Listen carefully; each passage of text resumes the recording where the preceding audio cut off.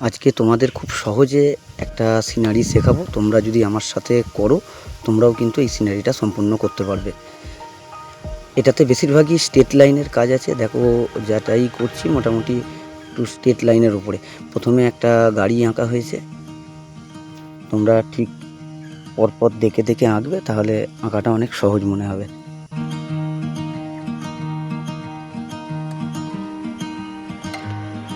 বেশিরভাগ ড্রয়িংটাই দেখো একটু স্ট্রেট লাইনের উপর, সোজা লাইন টানা যদি তুমি ভালো করতে পারো তাহলে এটা অবশ্যই পরিষ্কার পরিচ্ছন্ন ড্রয়িং করে ফেলতে পারবে।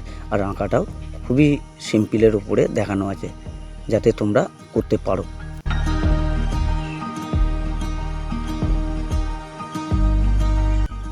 খুব ধৈর্য নিয়ে ড্রয়িংটা করবে। যেখানে যেরকম রাবার দিয়ে মোছা দরকার আছে অবশ্যই রাবার দিয়ে একটু আধটু মুছবে।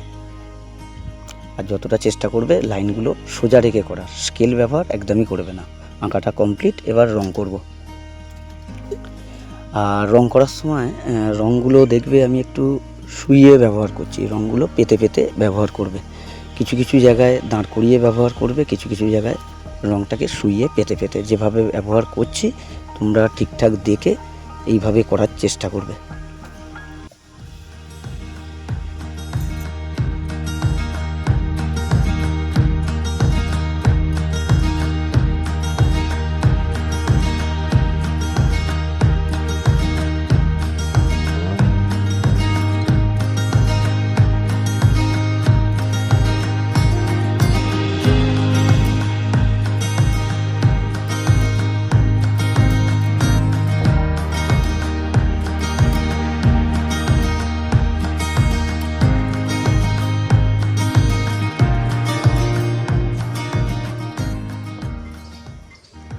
এখানে গাছগুলোতে দেখো রঙগুলো দাঁড় করিয়ে একটু রঙটাতে চাপ দিয়ে করা হচ্ছে।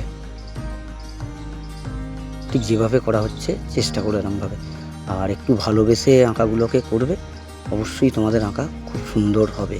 আর আশা করি তোমরা পারবে। শেডগুলো লাস্টে ব্যবহার করবে। প্রথমে হালকা সবুজ দিয়ে, তারপরে দেখো ডিপ সবুজ দিয়ে একটু শেড দিয়েছি।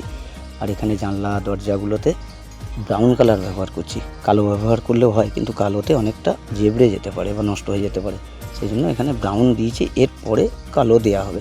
আর কালোর কাজ তোমাদের আগের ভিডিওতেও বলা হয়েছে যে কালো সবসময় শেষে করবে।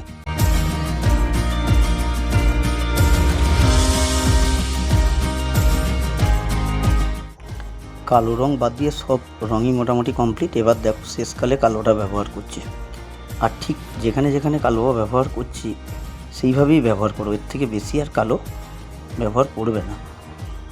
আশা করি তোমরা এই ভিডিওটা দেখে অবশ্যই খুব সহজে ড্রয়িংটা করে ফেলতে পারবে।